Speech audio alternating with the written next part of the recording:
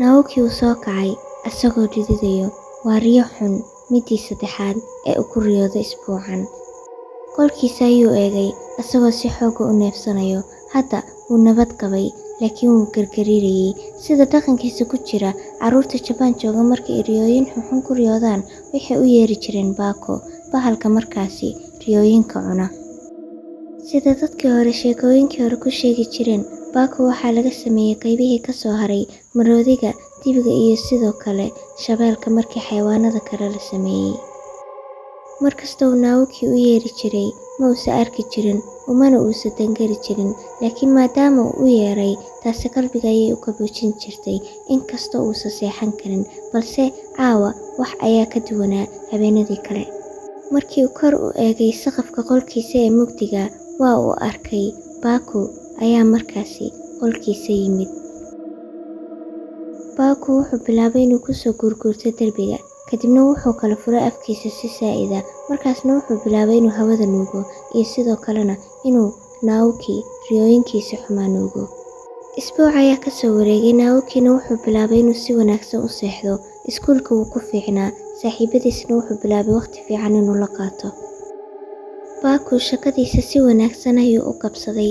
Xilligana waxaa laga rabay inuu markaasi u tago ilmo kale oo uu riyooyinkoodii xun ku caawiyo, balse waxaabad moodaa inuu meesha ku dhagan yahay. Wax ayaa khaldamay, markaasna waxaabad moodaa inuu hadda meesha ku xayiran yahay. Nasiib darrana aad iyo aad ayuu u gaajoonayay. Asagoo ogeyn Naoki mar dhow waxaa ku bilaaban doona noloshiisa waxyaabo aad u xun oo aad u nasiib badan. Midii koowaad waxay dhacday Naoki macalinkiisa markii ay weydiisay inuu aado qolka lagu kaydiyo buugta iskoolka, uu kadibna buug khaas u keeno. Asagoo ka xun ayuu aaday, markaasna wuxuu rabay si degdeg ah inuu hawsha u soo dhammaystiro. Aad ayuu u necbaa meeshan, markaasna kartoonkii wuu helay, wuxuuna go'aansaday si degdeg ah inuu meesha iskaga tago. Markii uu u soo dhawaaday jaranjarada, ayaa caarcaaro aad u weyn ku soo duldhacday kartoonkii uu waday, kuna sababtay inuu markaasi kartoonkii sii daayo. Isla markii ay caarcaaradii ku soo booday wejiga ka fuushayna, nalkii ayaa meeshii dhan ka damay. Naoki wuu cabsaday, wuxuuna bilaabay si degdeg ah inuu jaranjarada ku fuulo, asagoo markaasi qaylinayo isku dayay caarcaarada inuu iska dejiyo.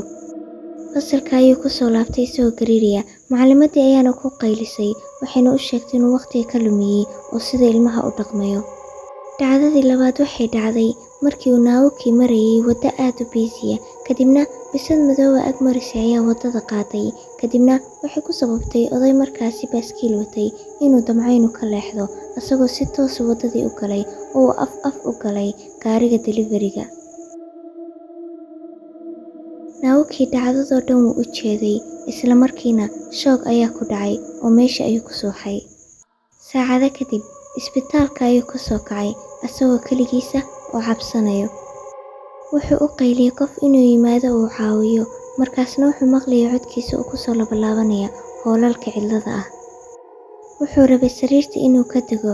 Ugu dambeyn waxaa soo gashay kalkaaliso oo markaasi inta karaankeeda isku dayday inay u sheegto wax walba inay caadi yihiin.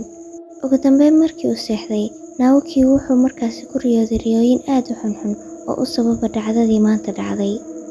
Hurdadii ayuu ka soo booday, kadibna wuxuu u yeeray bako si uu u caawiyo, kaasoo ilbiriqsiyo gudaheedba u yimid. Bako wuxuu bilaabay si degdeg ah inuu riyooyinkii u cuno, taasoo ku sababtay inuu gargariiro Naoki. Ugu dambeynna wuxuu la suuxay wareer iyo lablaba darteed. Asagoo ogeyn inta saacadoodu hurday, ayaa hurdadii waxaa ka soo kicisay sharkan aad u layaab badan, taasoo u eg sharkanta boombalaha ilmaha. Markaasna waxay ka yeerisay isaga gadaashiisa. Aad ayuu u cabsaday, mana uusan rabin inuu eego, laakiin wuu ogaa wax khayr inuusan ka soo socon, wuxuuna dareemay inuu ku qasban yahay inuu eego. Indhaha ayuu isku qabtay, kadibna jirkiisa ayuu wuxuu u jeediyay dhinaca albaabka.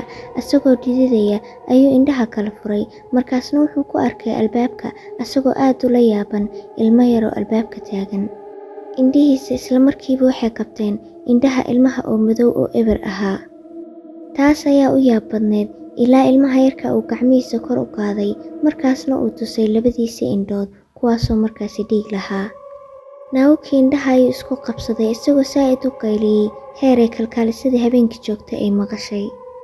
Mar kale ayay seexisay, qolkana wax saa u badanba kama ay maqnayn oo Baako ayaa mar kale yimid oo isla markiina wuxuu bilaabay inuu mar kale cuno cabsidiisa cusub. Silsiladda cabsida way sii socotay ilaa uu Naoki cabsidii dhan ka dhammaatay, Baakona gaajadiisii markaasi ay aad iyo aad u sii weynaatay. Markaas ayay ahayd markii uu bilaabay Baako inuu cuno Naoki riyooyinkiisii iyo rajooyinkiisii, taasoo kaga tagtay inuu noqdo qolof nafsadiisii hore ka soo hartay. Wuxuu ku sii noolaa nolol markaasi ebera oo wax micnaa haba yaraatee lahayn, asagoo markaasi aan daryeel lahayn, hammina aan lahayn, sidoo kalena dareemihiisii ay mar hore dhammaadeen.